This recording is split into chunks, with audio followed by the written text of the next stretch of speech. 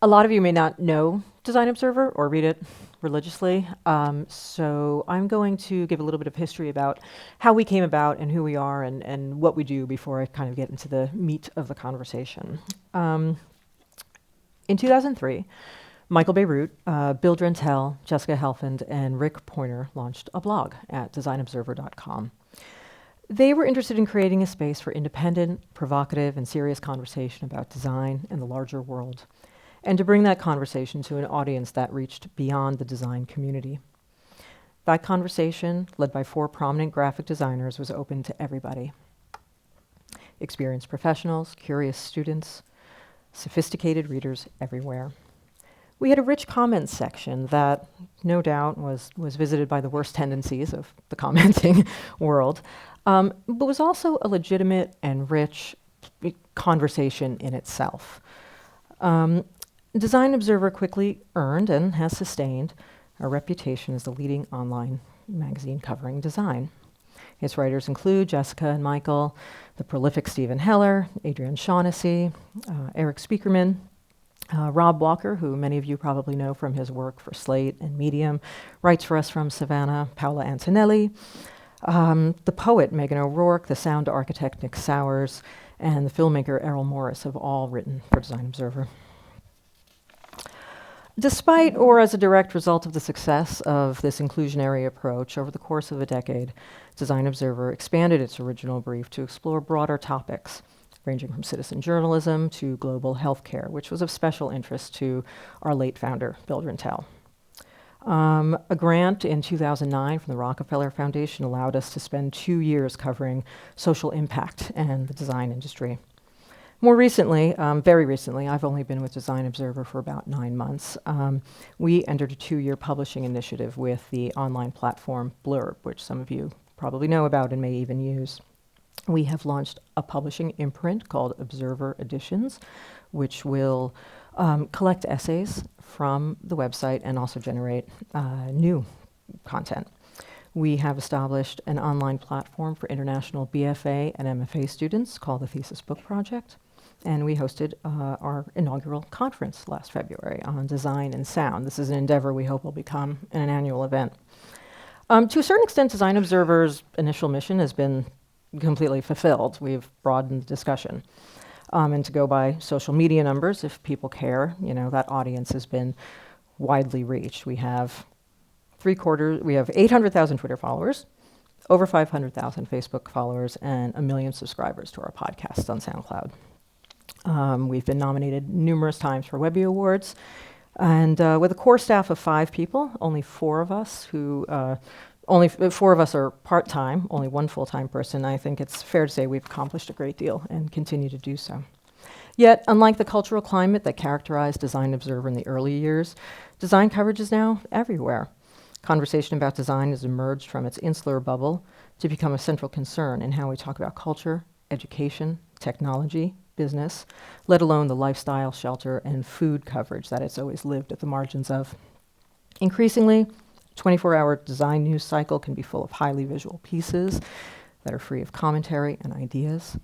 In this new environment of abundance, 12 years after its initial launch, Design Observer is still dedicated to its original initiatives of inclusion while amplifying design's critical signals in a noisy world. We are elevating the conversation about design on and off the internet now.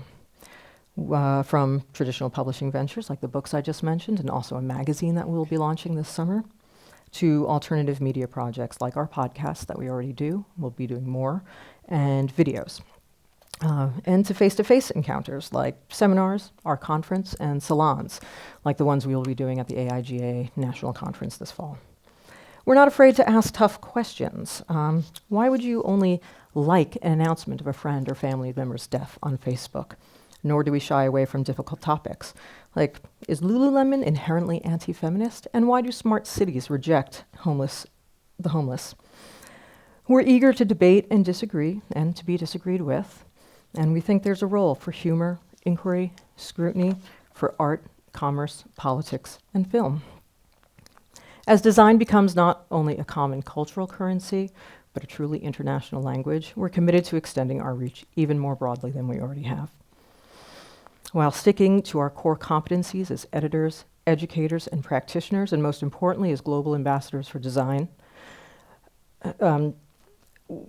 Design Observer is positioned at the nexus of the cultural and the critical, the social and the commercial, like many of the publications and websites present here today, probably. So this might be a natural lead-in to talk a little bit about financial stuff. I'll keep it brief because I think we've agreed that a lot of the meat of this discussion is really going to happen in our panel discussion and from questions from you guys. But I will tell you what I can here. It's probably a bit of a stretch to suggest that Design Observer operates on some really sophisticated financial or business model, because we don't and we never have. We are kind of in this foggy middle ground where we're not a for-profit, we wish we were, but we're not a 501c3 either, though we have a component of the Design Observer Group, which is a foundation that hands out a writing award. For some time early on, the site relied on really goodwill and the urgent desire of contributors and our founding editors to expose and expand the dialogue around design. And, that often meant not paying people, including me in the early days. In the first few years, Design Observer had this kind of modest stipend, almost from the School of Visual Arts in New York, and it helped cover some operating costs and computers and programming and a little bit of contributors' fees. That wasn't contingent on much, but we'd already had an established relationship with the School of Visual Arts because a lot of our contributors taught there or lectured there. And it made sense to work with SVA as like a educational partner, since the educational component was a big part of our mission. Their programs were broad and progressive and simpatico with Design Observer's mission. And mere inches of subtle ad space, from a school didn't, and still doesn't, feel like a principle-breaking act. So we happily partnered with them. But since those early years, we've attempted other things. We have an active job board. It generates about $15,000 a year for us. That doesn't sound like a lot of money. It isn't, but it goes a long way in helping pay contributors and our occasional interns. Occasional grants have shored up special projects and topical coverage, like the Rockefeller grant from a few years ago. And more recently, we've been taking sponsorships from companies like MailChimp, who underwrote one of our blogs, The Observatory, that Michael and Jessica do. The printing company Moo and Blurb, as mentioned earlier, who will be printing our magazine this summer. It's kind of a more commercial take on the public radio model, I guess, and having these sponsors for discrete areas of the site. Our podcasts in particular, because we have to hire producers and people to really help on those. It makes a lot of sense for us, especially after our redesign last July, going after this kind of medium-sized funding support for the special projects and podcasts to help build support and staff that those initiatives require. It also means I'm happy to say that I get to pay every single one of my writers and the occasional intern. By web standards, we pay pretty generously, though unlike Beacon, we only publish 2 or 3 times a day, so it's a slightly simpler model. But I come from print. Design Observer was the first website I ever worked at, and by print standards, web pay at any rate is horrific. So when I first joined Design Observer, I was telling you guys last night, and I was sort of given our rates for writers. I was totally scandalized, and there were people that I thought I couldn't approach because I thought those rates were so low. And then 3 months into my tenure at Design Observer, I was talking to somebody who had worked at thenewyorker.com, who told me what their rate was, and it matched ours. And all of a sudden, I felt completely legitimized. And I was like, well, I can just go to people and say, well, we pay what the New Yorker pays. So it felt incredibly edifying. We're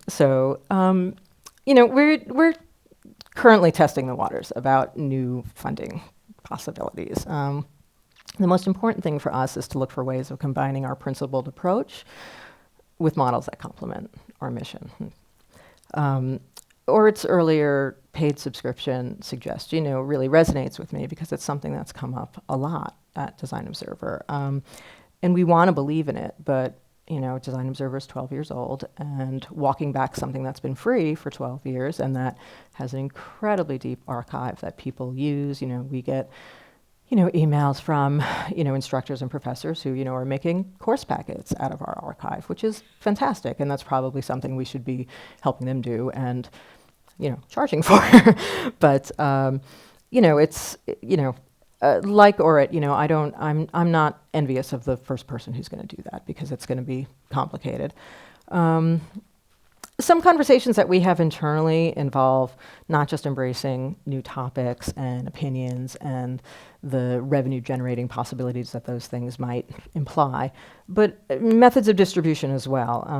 Is the web? One question we always have is the web, for a site like ours with that publishes original writing and excerpts from new books, is the web a place of origin still, or is it just a place of dissemination? So these distribution models also come into our mind, and especially what it means to be publishing serious design observations on the web anymore. We don't have the answer, and I don't think we're going to answer it this weekend. But I'm really grateful to Susanna and Paul for organizing this and giving us the opportunity to talk a little bit more about it. I'm also grateful to Andrew for inviting Design Observer to the conference and me back to the Walker.